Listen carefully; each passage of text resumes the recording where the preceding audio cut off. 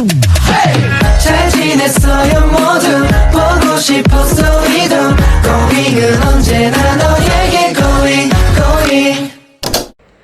Assalamualaikum warahmatullahi wabarakatuh. Perkenalkan, saya Mita Ardana dengan NIM 251800045. Di sini saya ingin menjelaskan sedikit mengenai Azuchi Momoyama atau Sengoku Jidai. Pada periode Azuchi Momoyama itu disebut dengan era yang sangat kaya dan juga sering diikatkan dengan budaya-budaya populer yang ada di Jepang. Salah satunya yang saya ambil itu adalah tentang anime Sengoku Basara.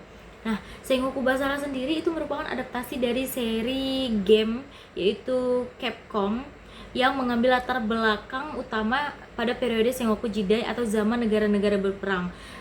Puncaknya itu akhirnya dikenal sebagai Azuchi Momoyama Jidai yang terjadi sekitar 1568 hingga pada 1600 Masehi. Nah, dalam anime ini itu memang agak terdapat adegan yang sedikit berlebihan seperti jurus-jurus yang fantastis, kayak lebih fantasi aja, tetapi tidak mengurangi inti ceritanya. Jadi walaupun dia terdapat fantasi di dalamnya kayak seperti jurus-jurusnya itu, tetapi inti ceritanya tetap sejarah yang nyata yang diceritakan. Nah, yang pertama kita bahas itu adalah pahlawan dan juga tokoh sejarah kuncinya. Jadi di anime ini itu berfokus kepada tokoh-tokoh nyatanya yang merupakan kunci dari periode Azuchi Momoyama. Salah satu tokoh utamanya adalah Oda Nobunaga, di mana ia itu merupakan unifaktor pertama yang mendominasi Jepang dengan kekuatan militernya. Juga dialah yang mengakhiri kekacauan dari Sengoku tadi. Nah, di Basara, Nobunaga ini tuh disebut dengan Raja Iblis, dimana dia tuh merupakan orang yang sangat kuat gitu. Raja Iblis itu sebenarnya kayak dianggap itu tiran yang berambisi menyatukan Jepang. Dan ada juga yang namanya kastilnya. Kastilnya itu yang dilapisi dengan emas atau yang disebut dengan Azuchi, itu merupakan simbol dari kekuasaannya. Nah, kalau di dalam Basara, dia itu merupakan final bossnya dari awal yang seharusnya dikalahkan untuk mengakhiri era kekerasan tadi. Yang kedua itu adalah Date Masamune. Dia itu berperan sebagai daimyo yang paling kuat di wilayah utara yang dikenal dengan sebutan naga bermata satu. Nah, dialah yang disebut dengan idola sang pemberontak pada saat itu. Tapi meskipun tidak berperan sentral dalam penyatuan, dia ini sangat-sangat populer di kalangannya. Dan karakternya di Basara, si Masamune itu tuh terbilang keren dan berapi-api dalam mewakili semangat dari kegagahan, semangat kejuangan atau yang disebut dengan Bushi di era ini. Nah, untuk tokoh yang ketiga itu adalah Sanada Yukimura. Dia itu berperan sebagai daimyo kecil yang bersifat loyal dan juga pemberani. Nah, sang pahlawan tragis atau yang disebut dengan Yukimura itu melambangkan bahwa samurai itu rela berkorban demi kehormatan mereka.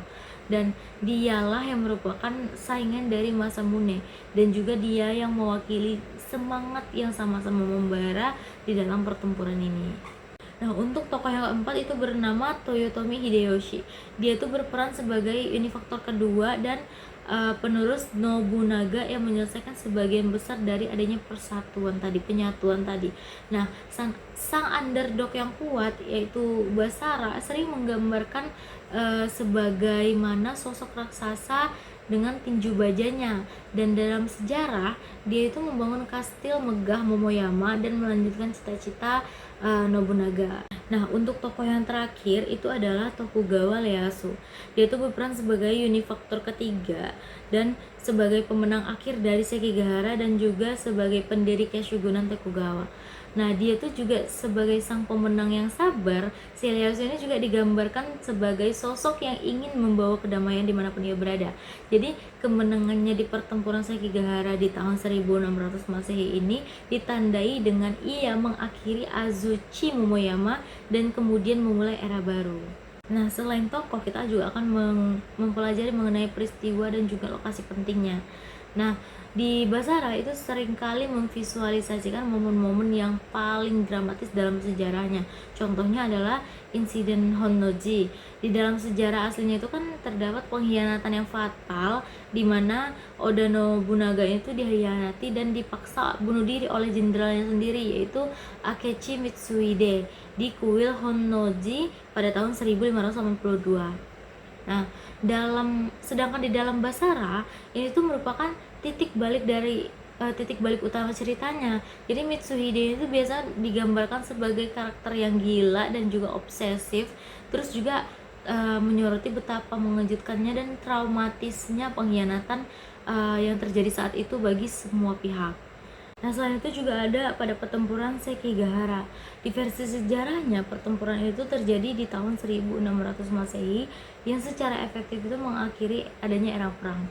Pasukan Tokugawa Ieyasu itu atau disebut dengan Blok Timur, dia berhasil mengalahkan pasukan Ishida Mitsunari atau yang disebut dengan Blok Barat.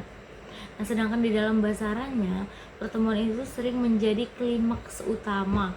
Anime ini tuh menunjukkan skala besar dan kekacauan dari pertempurannya yang pada akhirnya mereka memenangkan kekuasaan bagi Ieyasu. Baik, itu saja yang saya dapat sampaikan mengenai materi Nihonshi, yaitu Azuchi Momoyama. Kurang lebih saya mohon maaf. Wassalamualaikum warahmatullahi wabarakatuh. 다음에 또